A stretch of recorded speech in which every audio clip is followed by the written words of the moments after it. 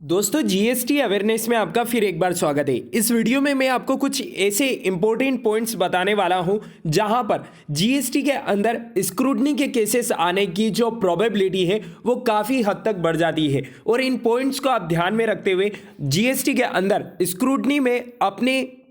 Clients को या फिर अगर आप खुद अपने जीएसटी रिटर्न्स को फाइल करते हैं तो इन चीज़ों को ध्यान में रखते हुए आप स्क्रूटनी में आने से बच सकते हैं। तो बिना किसी देरी के वीडियो को स्टार्ट करते हैं, लेकिन उसके पहले यदि आपने चैनल पर फर्स्ट टाइम विजिट किया है तो चैनल को सब्सक्राइब करना और बेल आइकन को प्रेस करना बिल्कुल भी मत भूलिएगा। आप देख सकते हैं ये जो बैक ऑफिस सिस्टम के अंदर कुछ पैरामीटर्स फिक्स किए गए हैं जिनको ध्यान में रखते हुए ही यहाँ पर आपको स्क्रूटनी के नोटिस भेजे जाते हैं, जिसमें सबसे पहले पैरामीटर्स के ऊपर जिसको यहां पर रखा गया है वो है SMT 13। यानी कि अगर आपको SMT 13 का नोटिस रिसीव्ड होता है और उस SMT 13 के विद इन 30 डेज अगर आप उसका रिप्लाई नहीं करते हैं तो उस केस में जो स्क्रूटनी के अंदर आने के चांसेस है आपके वो काफ़ी हद तक बढ़ जाते हैं।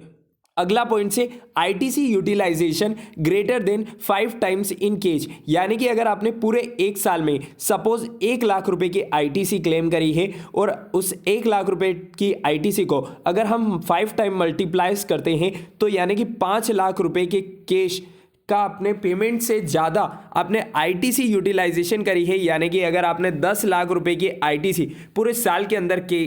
क्लेम करी है तो यहाँ पर भी आपका केस स्क्रूटनी में आने के चांसेस काफ़ी हद तक बढ़ जाते हैं।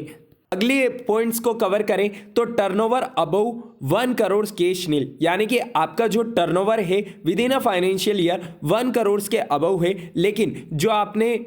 लाइबिलिटी है यानी कि अभी तक आपने कैश का जो पेमेंट है वो नील दिखा रखा है, तो उस टाइप में भी आपका जो केस है वो स्क्रूटनी में आने के चांसेस काफ़ी हद तक बढ़ जाते हैं। अगले पॉइंट्स की बात करें तो टर्नओवर अबव 60%, यानी कि आपने जो लास्ट ईयर टर्नओवर बताया था उसके कंपैरिजन में आपका करंट फाइनेंशियल ईयर का टर्नओवर अगर 60% को अबव को यहाँ पर क्रॉस कर दिया है तो वहाँ पर भी आपसे क्लैरिफिकेशन मांगा जा सकता है।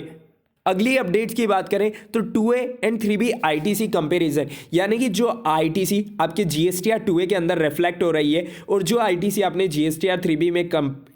क्लेम करी है, अगर उसमें कोई बड़ा डिफरेंस आता है तो उसको लेकर भी आपका स्क्रूटनी के अंदर केस आ सकता है। अगले अपडेट्स की बात करें तो जीएसटीआर 9 एंड 8D डिफरेंस, जब आप अपने जीएसटीआर 9 यानी कि एनुअल रिटर्न को फाइल करने जाते हैं तो वहां पर आपको टेबल 8D देखने को मिलती है जिसमें जीएसटीआर 2A से ऑटो पॉपुलेटेड आईटीसी वहां पर आपको पूरे ईयर की देखने को मिलती है। अगर उसके कंपैरिजन में भी आपका जीएसटीआर 9 अगर फाइल होता है तो वहां पर भी आपका स्क्रूटनी का केस आने की प्रोबेबिलिटी काफ़ी हद तक बढ़ जाती है।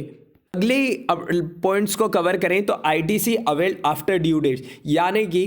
एज पर लॉ के हिसाब से अगर ड्यू डेट्स के बाद में आप आईटीसी को यहाँ पर क्लेम करते हैं तो उस केस में भी आपका जो केस है वो स्क्रूटनी में आने के चांसेस काफ़ी हद तक बढ़ जाते हैं। कुछ और पॉइंट्स को कवर करें तो capital goods ITC versus exempted turnover, यानी कि एग्जम्प्टेड टर्नओवर के केस में भी अगर आपने कैपिटल गुड्स के आईटीसी क्लेम कर रखी है और उस आईटीसी को आपने रिवर्स नहीं करा है तो उस केस में भी आपका जो केस है वो स्क्रूटनी में आ सकता है। साथ ही साथ जीएसटीआर 1 और जीएसटीआर 3B के मिसमैच को लेकर भी यहाँ पर आपसे क्लैरिफिकेशन मांगा जा सकता है। और GSTR 3B versus e-way bill, यानी कि जीएसटीआर 3B के अंदर जो आपने सप्लाई दिखाई है और वो ई-वे बिल से अगर मैच नहीं हो रही है तो उस केस में भी आपका जो